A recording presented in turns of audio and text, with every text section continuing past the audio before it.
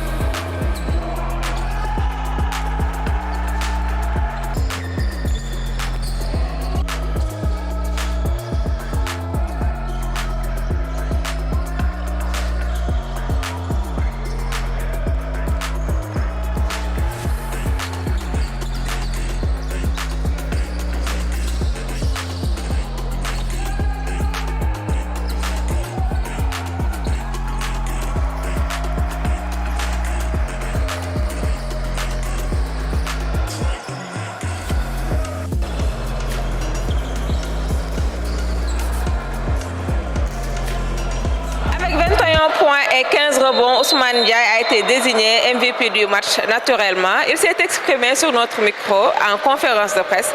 Allons suivre cet élément avant de continuer notre magazine. I think we're doing a great job since Dakar, the first window. They won. I wasn't there, but they did a great job. They won three of the 3 games, and we came in here having the same mentality to win all 3 games and then get ready for the Afrobasket. We have a great team. We have a great squad. We like really into each other. So like whatever is in front of us, we're gonna be together and then face it together.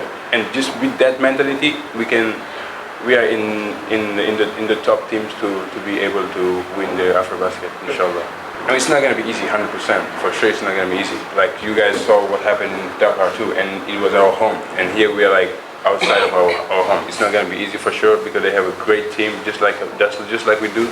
So it's going to be the battle since from the beginning, but we're gonna be focused about like from the start and then do whatever we can to win the game and then go home with 3 wins. Un autre joueur qui a amené sa partition dans ce match, c'est Cheikh Bamba Diallo, entré seulement au 4e quart-temps. Il a fait un match correct avec un 5 sur 6 à 3 points. Alors également voir sa réaction après ce match.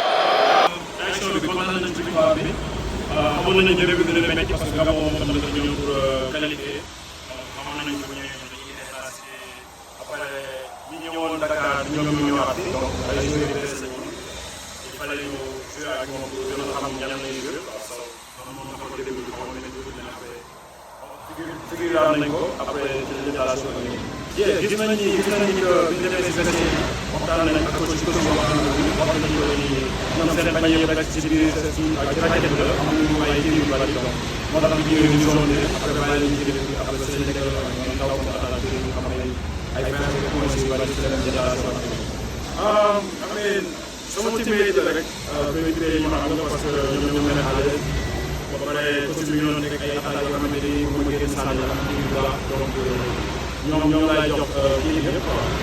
Sa challenge bu bees ak Petro de Luanda naka nga ko jàngatee. Amee dem naa ko ay ñoom bu baax dem naa ko ay baax xamante ne naa ñoom joué naa match bi dans le tour équipe bu baax la équipe bu compété pour gagner championnat bi pour qualifier wala pour première fois. Assistant de Ngagne de Sagana Diop, le coach Pabi Gueye a conduit l'équipe pour cette fenêtre.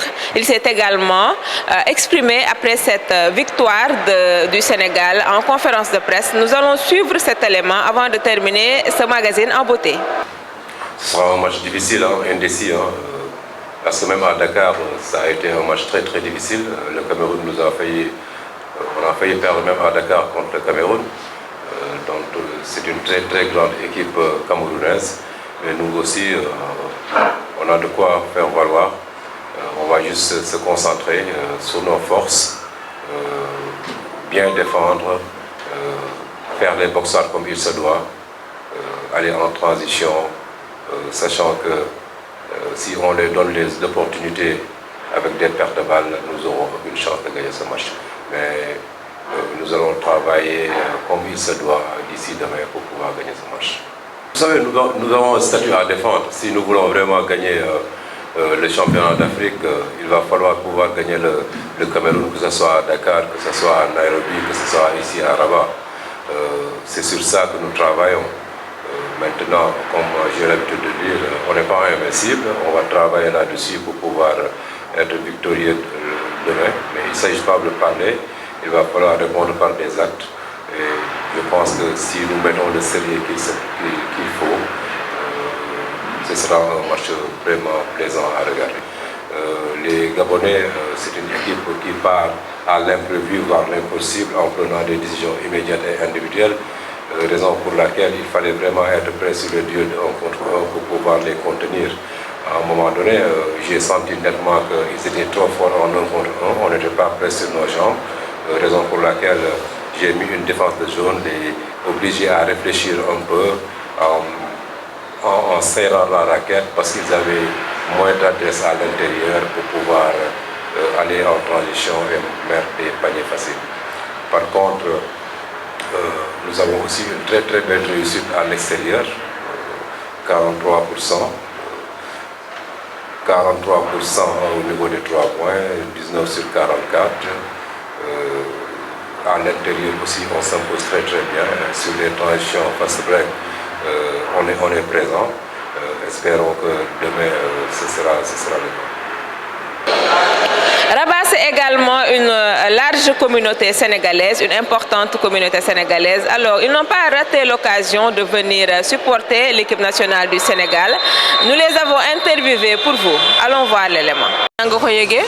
Match mi manqué via des sports et aussi via les annonces faites par internet via la fédération sénégalaise de basket. Après hier ñëw na tey aussi ñëw na et que vraiment les jeunes sont en train de faire un très bon boulot, donc la qualification est pratiquement acquise, donc xanaa nekk seen ginnaaw rek pour supporter leen inchallah rabbi. Fan nga jógee nii ci Maroc? Man maa ngi jógee Rabat laa nekk quoi. Sori woo? Non soriwuma. Tu ñëw pour supporter ci Sénégalais? Dama ñëw pour supporter Sénégalais parce que je suis Sénégalais comme tout le monde, donc lu ma dégg muy nekk ci Sénégal danaa ñëw supporter.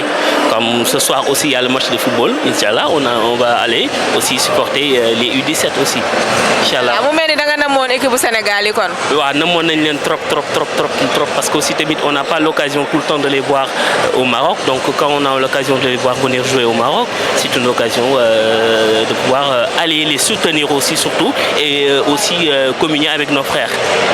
Naka nga gisee équipe bu basket bi? Ouais, c'est une très bonne équipe, en voyant les jeunes jouer, on sait que donc il y a la relève qui est déjà assurée parce qu'on voit beaucoup de jeunes aussi. Il y a Sané qui est là, il y a aussi Mané, il y a beaucoup de jeunes joueurs qui peuvent assurer la relève et qu'aussi il y a les révérends Ndoye qui fait un excellent boulot. Donc dans ce cadre-là, on est bien représenté et que, alhamdoulilah, comme tout le temps, le Sénégal a toujours eu de très bonnes équipes de basket. Donc vous êtes optimiste pour le prochain Afrobasket? Très même, et je souhaite vivement que le Sénégal soit sacré championne d'Afrique encore pour une nouvelle fois, Inch'Allah. Abonné. Disport rec. Merci beaucoup. Ñu toog ak yeneen supporters sénégalais sëñ bi noo tudd? Man maa ngi tudd Papi Fall nekk fii nii Maroc depuis 2022 tey ñu ñëw supporter suñu gaynde yi jàppale leen yokk leen doole pour inchallah ñu qualifier certes qualification c'est déjà acquis mais dañuy ñëw rek pour gérer yenn formalité waaw. ñu gis la ak maillot HLM. maillot football HLM nga dëkk. waaw man moom HLM laa dëkk voilà yaroo da boo nekkee xale ba léegi waaw tey saa yi da nga ñëw tey indaale suñu maillot bi logo HLM basket club bi waaw certes équipe di profiter wala di féliciter HLM football bi parce que depuis ñu monté ci première division ba léegi ñu ngi def des résultats yoo xamante ne macha allah en même temps di encourager aussi sama équipe sama ASC HLM basket club waaw récemment am nañ suñu nouveau président bu fa nekk di ko féliciter par la suite ak monsieur Ibrahima Ba aussi suñu directeur technique di ko féliciter voilà di leen ñaanal daal suñu borom gën leen may taxawaay comme ça lépp lu ñu am yéene ci HLM ñu matal ko bu soobee yàlla. waaw ñu siy def clin d'œil suñu partenaire boobu nga xam ne mooy Tanor confection moo defar maillot HLM yi nga ñëw nag seetaan ci basket bi est-ce que da lay arrivé lu bari wala da nga saisir l'occasion bi rek équipe nationale ñëw nga ñëw seetaan leen. waaw ñun nag daanaka dañu nekk ay basketteurs ba ñu nekkee xale ba léegi dañuy basket donc basket daal lañ yàgg xam waaw de ce fait que ba ñu déggee aussi équipe nationale day ñëw fii nii Maroc daanaka ñun ñii sénégalais yi nekk fii nii Maroc waaw bon on a profité de l'occasion pour ñëw supporter Guinée mais c'est pas la première fois parce que ñun moom basket moom fu mu ñu fekk foofu la ñuy bàyyee ndax basket la ñuy dundee moom la ñuy nooyee voilà lépp lu ñu am ñun basket moo ñu ko gënal donc de ce fait que suñu ñëwee tey encourager Lions yi waaw dafa mel ni suñu passion la rek au fait voilà. C'est tout pour ce troisième numéro des Dés de Rabat, votre magazine dédié à la fenêtre 3 de qualification à l'Afrobasket 2025. Alors derrière moi, il y a le choc entre le Cameroun et le Rwanda. Rendez-vous demain pour la finale du groupe C entre le Cameroun et le Sénégal à partir de 14h. D'ici là, portez-vous bien.